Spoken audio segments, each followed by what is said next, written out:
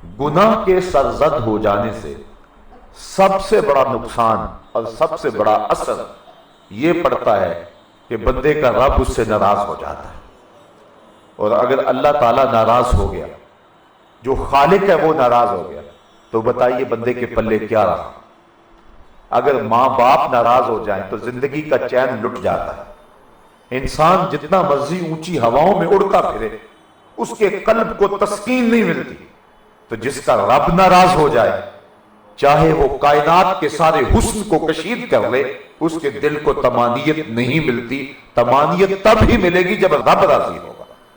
تو گناہوں کے من جملہ اثرات میں سے یہ بنیادی اثر ہے کہ جو کوئی شخص گناہوں کا ارتکاب کرتا ہے تو اس کا رب اس سے ناراض ہو جاتا ہے.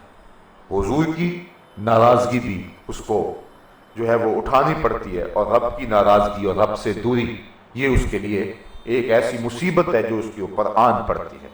اور جب رب ناراض ہو گیا تو پھر اس کے پلے کچھ نہ رہا. اگر رب راضی ہے تو سب راضی ہے، اگر رب راضی نہیں ہے تو پھر کچھ بھی نہیں ہے. تو یہ ہے پہلا نقصان جو کہ برائیوں اور بدیوں کے نتیجے کے اندر کسی شخص کو پہنچتا ہے. دوسرا، جب کوئی بندہ گناہ کرتا ہے تو برزخ میں، دنیا پر اور آخرت میں اس کو سزاؤں کا سامنا کرنا پڑے گا. اللہ چاہے تو اپنے کرم سے معاف فرمانے والا ہے، لیکن اس کے اوپر واجب نہیں ہے کہ وہ معاف کرے. وہ چاہے تو سزا دے اور چاہے تو معاف کر دے. تو جب کوئی شخص گناہ کر کے توبہ کر لیتا ہے وہ معاف کرنے والا ہے، لیکن اگر کوئی شخص ڈٹا رہتا ہے اور گناہوں پہ جمع رہتا ہے تو اللہ تعالیٰ جل شانہ اس بات پہ قادر ہے کہ اس کو سزا دے. وہ سزا دنیا میں بھی ملتی ہے، وہ سزا قبر میں بھی، اور وہ سزا آخرت میں بھی. مختلف گناہوں کی مختلف نوعیت ہے.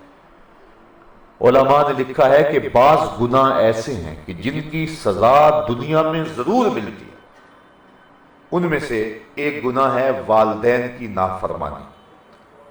جو شخص والدین کا نافرمان ہو، آپ اس شخص پہ نشان لگا لیں، آخرت میں اس کو جو رسوائی، ذلت، پریشانی اٹھانی پڑے گی وہ تو ہوگی.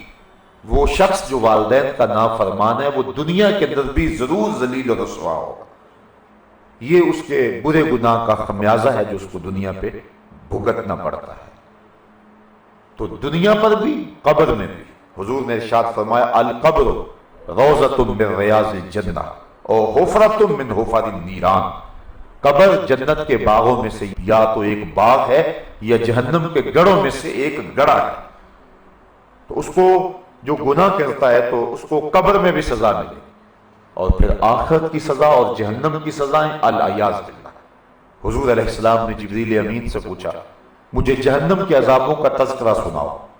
تو جبریل امین نے عرض کی حضور سب سے ہلکا عذاب جو جہنمی کو دیا جائے گا وہ یہ ہوگا کہ اس کے پاؤں میں آگ کے جوتے رکھے جائیں گے. باقی اس کا سارا بدن سلامت ہوگا، صرف پاؤں میں آگ کے جوتے پہنائے جائیں گے. اور اس کی کیفیت کیا ہوگی؟ یغلی منہما دماغو، اتنی حدت اور اتنی گرمی اور اتنی حرارت ہوگی کہ دماغ پگھل کے ناک اور کانوں کے راستے سے باہر آ جائے گا. یہ اس شخص کے عذاب کی کیفیت ہے جس کے پاؤں میں آگ کا جوتا ہے اور باقی جسم آگ سے بچا ہوا ہے. اور جو سراسر آگ میں ہے اور آگ کے اندر جس کو ڈھانپ دیا گیا ہے اس شخص کی کیفیت کیا ہو.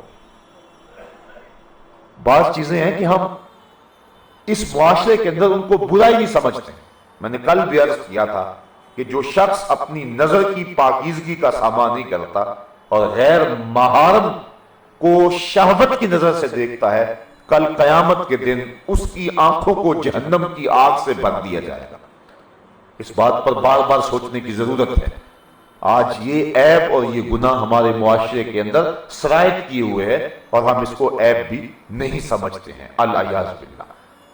تو جس کے پاؤں میں جہنم کی آگ سے بنا ہوا جوتا رکھا جائے گا اس کا تو دماغ پگھل جائے گا، اور جس کی آنکھوں میں جہنم کی آگ بھر دی جائے گی اس کی کیفیت کیا ہو. تو دنیا کا خسران اور آخرت کا خسارہ اور قبر کی سختیاں اس شخص کو پہنچیں گی جو شخص گناہوں کی زندگی گزارنے والا ہے۔ مہربانی کر کے اس چینل کو سبسکرائب کریں اور زیادہ سے زیادہ اس ویڈیو کو شیئر اور لائک کریں۔